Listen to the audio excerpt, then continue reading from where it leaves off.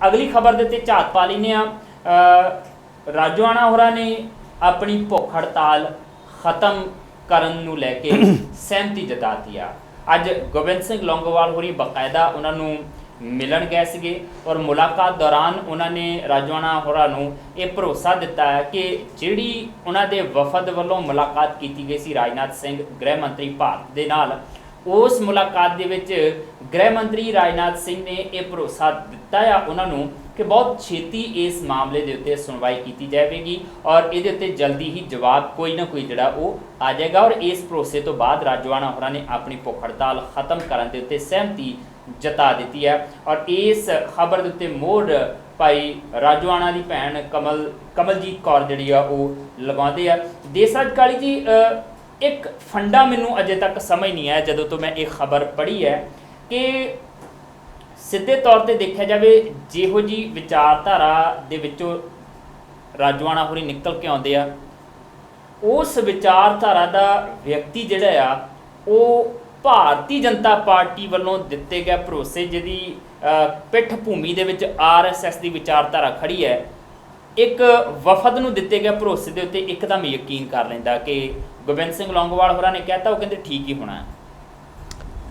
या जसवीर ये विच ना मैनू थोड़ा जिहा किते ना किते उन्हां दी कमज़ोरी नज़र आ रही है राजोआणा होरां दी जी। और श्रोमणी अकाली दल और SGPC इनू पंथक मुद्दा बना के ते लोकां दीयां जिहड़ियां संवेदनावां ने वो अपने नाल जोड़ी रखना चाहुंदे ने। और मैनू लगता है इसे दी एक किस्म की जिमें जे मैं शब्द ब्लैकमेलिंग वरतना तो कोई ज़्यादा तिखा शब्द नहीं आ कि भाई जेड़े भाजपा वाले जिन्हां दी बैकग्राउंड दी आइडियोलॉजिकल जिहड़ी कमिटमेंट आ संघदी है नाल आ, वो हाउ इट इज़ पॉसीबल कि वो एक अतवादी नूं एक सज़ा याफ्ता व्यक्ति नूं जिहड़ा एंटी हिंदू कार्रवाइयां मैं ये सारे शब्द जिहड़े ने ना ये पोलीटिकल एटमोसफेयर चो पैदा हो रहे हैं। मैं इहनूं अपने तौर पर जे कहना होवे वो होर होणगे, बट साफ ते स्पष्ट गल नूं करन वास्ते जिहड़े हिंदू इत्थों हिजरत कर गए और जो BJP का रोल रहा हरमंदर साहब के बारे दे उत्ते जो कुछ उस वेले होया 84 के दौरान, उन्हां लोगों तो तुसी किवें उम्मीद कर लोगे कि वो राजोआणा के उत्ते तरस करनगे? बिल्कुल। और की वो राजोआणा के उत्ते तरस करके अपने हिंदू कार्ड नूं धब्बा ला सकते? जी। वो एफोर्ड कर सकते हैं हिंदुआं दा कि वो मामले च अकाली दल नाल नहीं खड़े होए? बिल्कुल नहीं खड़े होणगे जी। वो किसी मामले च नहीं खड़े होणगे। उन्हां दा दारोमदार हिंदू शब्द के उत्ते खड़ा है जी। और हिंदू शब्द इतों पंजाब चो जमुना पार भेजण नूं कहा जा रहा है जी। और वो गोलियां का शिकार हो रहा, बसां चों कढ़ के मारिया जा रहा। जे उस दौर की मैं गल कर रहा तो उस दौर नूं वो किवें भुला देणगे, हिंदू किवें भुला देणगे जी। तो हालांकि ये पंजाब की जे कल्चरल स्टडी करनी होवे तो उस वेले जिन्हां ने भी एजेंसियां ने कोशिश की तो जिन्हां ने भी हिंदू सिख च पाड़ा पाउण की कोशिश की वो कामयाब नहीं हो सके जी। This is our culture, this is our cultural beauty. ये साडे गुरु साहिबान ने मनुखता की जिहड़ी गल कीती हुई है, साडे किते ना किते वो विरासत च पिछोकड़ दे विच जिहड़ी वो काम करदी रहिंदी है ना। और असी इस तरीके दीयां कॉन्सपिरेसीज़ जो ने साजिशां जो ने पंजाब नूं पाड़न दीयां, असी भावें लंबी लड़ाई चली हो पर इहदे विच भी पंजाब भाईचारक तौर पर नहीं पाटिया जी। वो एक दूजे दे नाल खड़िया और जे है ना। और कई मुंडियां ने बाद दे विच जिहड़े हिजरत कर गए सी हिंदू, उन्होंने कहा कि तुसी अपने पिंडां दे विच आवो, तुसी असी खड़े हैं तो असी तुहाडी राखी करांगे जी। सो वो पंजाब दी कल्चरल एक बैकग्राउंड चो पैदा हो रही सोच है जी। पर असी BJP तो ये उम्मीद कर लीए और उम्मीद करके फिर वो ये हथियार बार बार इस्तेमाल होना शुरू हो जाए जी है ना। रिपीट हुई गल रिपीट हुई है वो भी मतलब एक शक जी पैदा कर दी है। ਇਹਦੇ ਵਿੱਚ ਮੈਂ ਜਿਹੜੀ ਇੱਕ ਇਹ ਵੀ ਚੀਜ਼ ਜਾਣਨੀ ਚਾਹੁੰਦਾ ਆਨੰਦ ਜੀ ਕਿ ਕਿਤੇ ਇੱਕ ਪਾਸੇ ਤਾਂ ਅਸੀਂ ਪੰਜਾਬ ਦੀ ਗੱਲ ਕਰਦੇ ਹਾਂ, ਅਕਾਲੀ ਦਲ ਬਾਦਲ ਤੇ ਕਿੰਤੂ ਕਰਦੇ ਆ ਕਿ ਭਾਈ ਉਹ ਸਿਆਸਤ ਖੇਡ ਰਿਹਾ, ਹੁਣ ਸਹਿਮਤੀ ਵਾਲੀ ਗੱਲ ਕਰਕੇ ਰਾਜਨਾਥ ਸਿੰਘ ਹੋਰੀ ਵੀ ਲੱਗਦਾ ਨਹੀਂ ਸਿਆਸਤ ਕਰ ਰਹੇ ਕਿ ਪੰਜਾਬ ਦੇ ਵਿੱਚ ਜਿਹੜੀ ਜ਼ਮੀਨ ਖਿਸਕਦੀ ਜਾ ਰਹੀ ਹੈ ਸਿਆਸੀ ਭਾਜਪਾ ਦੇ ਪੈਰਾਂ ਹੇਠੋਂ, ਉਹ ਇਸੇ ਵਿਸ਼ਵਾਸ ਦੇ ਨਾਲ ਹੀ ਜਿਹੜੀ ਹੈ ਦੁਬਾਰਾ ਮੁੜ ਹਾਸਲ ਕਰ ਲਈ ਜਾਵੇ। ਜਸਵੀਰ, ਜੇ ਅਸੀਂ ਬੀਜੇਪੀ ਦੀ ਪੰਜਾਬ ਦੀ ਸਥਿਤੀ ਗੱਲ ਕਰੀਏ ਨਾ, ਤਾਂ ਬੀਜੇਪੀ ਦਾ ਬਹੁਤ ਬੁਰਾ ਹਾਲ ਆ। ਬੀਜੇਪੀ ਆਪਣੀ ਧਰਾਤਲ ਬਿਲਕੁਲ ਗਵਾ ਚੁੱਕੀ ਹੈ ਔਰ ਉਹ ਤੜਫ ਰਹੀ ਹੈ।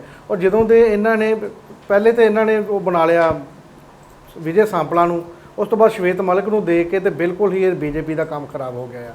ਹੁਣ ਉਹਦੇ ਹੋਰ ਵੀ ਅਕਾਲੀ ਦਲ ਨਾਲ ਵੀ ਇਹਨਾਂ ਦਾ ਇੱਦਾਂ ਵੀ ਅਕਾਲੀ ਦਲ ਨੇ ਇਹਨਾਂ ਨੂੰ ਬਿਲਕੁਲ ਗੁੱਠੇ ਲਾਈ ਰੱਖਿਆ, ਔਰ ਉਹਦੇ ਨਾਲ ਕੀ ਹੋਇਆ, ਬੀਜੇਪੀ ਦਾ ਸਾਰਾ ਦਾਰੋਮਦਾਰ ਪੰਜਾਬ ਵਿੱਚ ਡੋਲ ਗਿਆ ਆ। 19 ਇਲੈਕਸ਼ਨ ਲਾਗੇ ਆ ਰਹੇ ਆ, ਔਰ ਮੈਂ ਇਸ ਨੂੰ ਇਸੇ ਨੁਕਤੇ ਨਾਲ ਹੀ ਦੇਖਦਾ ਆ ਵੀ ਇਹ ਜਿੰਨੀ ਪਿਛਲੇ ਸਮਿਆਂ ਦੇ ਵਿੱਚ ਬੀਜੇਪੀ ਪੰਜਾਬ ਦੇ ਵਿੱਚ ਸਿੱਖਾਂ ਵਿੱਚ ਜਿੰਨੀ ਬਦਨਾਮ ਹੋਈ ਆ, ਜਿਸ ਤਰੀਕੇ ਨਾਲ ਹਿਸਟਰੀ ਦੀ ਡਿਟੋਰਸ਼ਨ ਦੀ ਗੱਲ ਚੱਲਦੀ ਪਈ ਹੈ, ਜਿਸ ਤਰੀਕੇ ਨਾਲ ਪੰਜਾਬ ਨੂੰ ਇਗਨੋਰ ਕਰਨ ਦੀ ਗੱਲ ਚੱਲਦੀ ਪਈ ਆ, ਜਿਸ ਤਰੀਕੇ ਨਾਲ ਸਿੱਖਾਂ ਨੂੰ ਅੱਤਵਾਦੀ ਕਹਿਣ ਦੀ ਚੱਲ ਰਹੀ ਵੀ ਪਾਕਿਸਤਾਨ ਨੂੰ ਚੱਲ ਰਹੀ ਪੂਰੀ ਤਰ੍ਹਾਂ ਵੱਡੇ ਪੱਧਰ 'ਤੇ, ਉਹ ਚੀਜ਼ ਨੂੰ ਕਿਤੇ ਨਾ ਕਿਤੇ ਨਾ ਹੁਣ ਕਵਰ ਕਰਨਾ ਚਾਹੁੰਦੇ ਨੇ।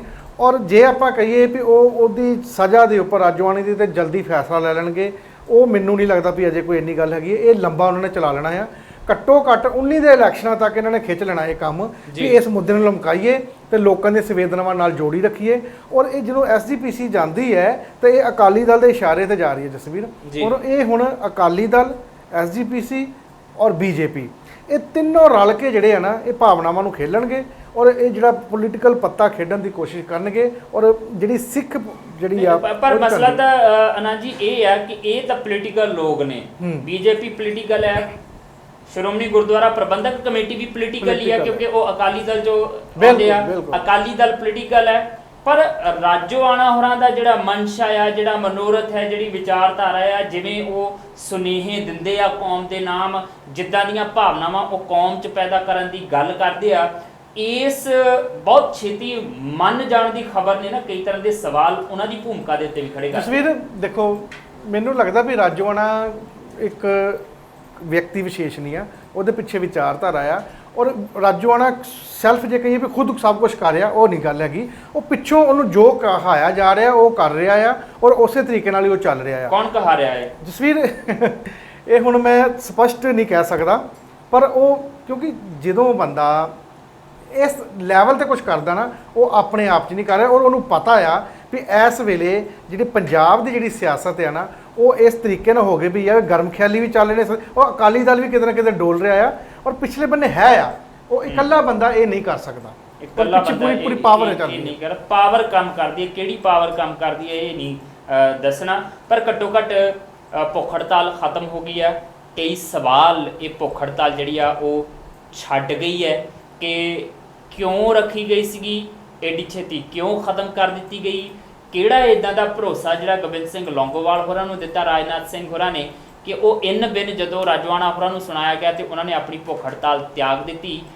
ਕੀ ਰਾਜਨਾਥ ਸਿੰਘ ਹੋਰੀ ਸੱਚੀ ਮੁੱਚੀ ਹੀ ਸੰਜੀਦਗੀ ਨਾਲ ਇਸ ਮਾਮਲੇ ਨੂੰ ਲੈਣਗੇ ਜਾਂ ਫਿਰ 2019 ਦੀਆਂ ਚੋਣਾਂ ਨੂੰ ਦੇਖਦਿਆਂ ਹੋਇਆਂ ਹੀ ਇਹ ਪੈਂਤੜਾ ਇੱਕ ਤਰੀਕੇ ਨਾਲ ਖੇਡਿਆ ਜਾ ਰਿਹਾ ਹੈ, ਜਾਂ ਫਿਰ ਭੁੱਖ ਹੜਤਾਲ ਕਰਵਾਉਣਾ ਵੀ ਇੱਕ ਪੈਂਤੜਾ ਸੀਗਾ? ਬਹੁਤ ਸਾਰੀਆਂ ਚੀਜ਼ਾਂ ਇਸ ਸਮੇਂ, ਬਹੁਤ ਸਾਰੇ ਸਵਾਲ ਜਿਹੜੇ ਆ ਉਹ ਰਲਗੱਡ ਵੀ ਹੁੰਦੇ ਪਏ ਆ ਤੇ ਇੱਕ ਕਹਿ ਸਕਦੇ ਹਾਂ ਸਾਹਮਣੇ ਆਣ ਕੇ ਖੜੋਂਦੇ ਵੀ ਹੈ ਕਿ ਇਹਨਾਂ ਦੇ ਜਵਾਬ ਅਜੇ ਕਿਤੇ ਸਾਫ਼ ਸਪਸ਼ਟ ਲੱਭਦੇ ਨਜ਼ਰ ਨਹੀਂ ਆ ਰਹੇ।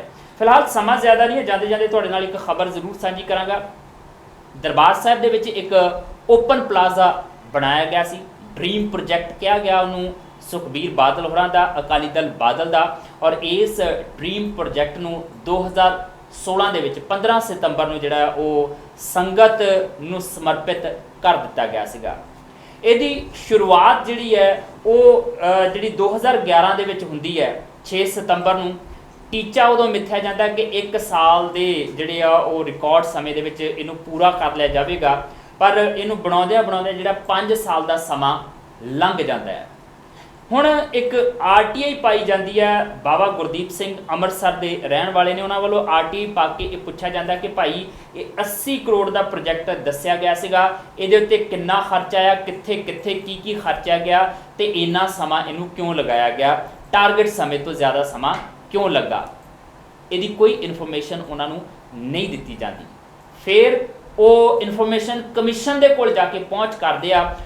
ਜਦੋਂ ਇਨਫੋਰਮੇਸ਼ਨ ਕਮਿਸ਼ਨਰ ਦੇ ਕੋਲੋਂ ਥੋੜੀ ਜਿਹੀ ਤਾੜ ਨਾ ਜਾਂਦੀ ਹੈ ਤੇ ਫਿਰ ਇਹਦੇ ਬਾਰੇ ਜਾਣਕਾਰੀਆਂ ਕੁਝ ਮੋਟੀਆਂ ਜੀਆਂ ਨਿਕਲ ਕੇ ਸਾਹਮਣੇ ਆਉਂਦੀਆਂ, ਸਾਰੀਆਂ ਜਾਣਕਾਰੀਆਂ ਫਿਰ ਵੀ ਨਹੀਂ ਆਉਂਦੀਆਂ। ਸਿਰਫ ਤੇ ਸਿਰਫ ਇਹਨੂੰ ਲੈ ਕੇ ਪੱਥਰ ਇੱਥੇ ਕਿੰਨਾ ਤੇ ਕਿੰਨੇ ਦਾ ਲੱਗਾ ਇਹਦੀ ਜਾਣਕਾਰੀ ਮਿਲਦੀ ਹੈ। ਇਨਫੋਰਮੇਸ਼ਨ ਦੇ ਵਿੱਚ ਇਹ ਪਤਾ ਲੱਗਦਾ ਕਿ ਇੱਥੇ ਜਿਹੜਾ ਪੱਥਰ ਲਾਇਆ ਗਿਆ ਹੈ ਉਹ ਕੋਈ 26,354 ਰੁਪਏ ਪ੍ਰਤੀ ਵਰਗ ਮੀਟਰ ਦੇ ਹਿਸਾਬ ਨਾਲ ਲਿਆਂਦਾ ਗਿਆ ਸੀ ਮਕਰਾਣਾ ਰਾਜਸਥਾਨ ਤੋਂ, ਜਿਹਦੇ ਮੁਤਾਬਕ ਜਿਹੜੀ ਹੈ ਉਹ ਇੱਥੇ ਕੁੱਲ ਕੀਮਤ ਜਿਹੜੀ ਆ 27 ਕਰੋੜ 23 ਲੱਖ ਰੁਪਏ ਰੱਖੀ ਗਈ ਸੀ। ਪਰ ਜਿਹੜੇ ਕਾਗਜ਼ਾਤ ਆ ਉਹ ਕਹਿੰਦੇ ਆ ਕਿ 35 ਕਰੋੜ ਰੁਪਈਆ ਇਹਦੇ ਉੱਤੇ ਪੱਥਰ ਦੇ ਉੱਤੇ ਖਰਚ ਕੀਤਾ ਗਿਆ, ਜਿਹੜੀ ਤੈਅ ਕੀਤੀ ਕੀਮਤ ਤੋਂ 30% ਜ਼ਿਆਦਾ ਆ।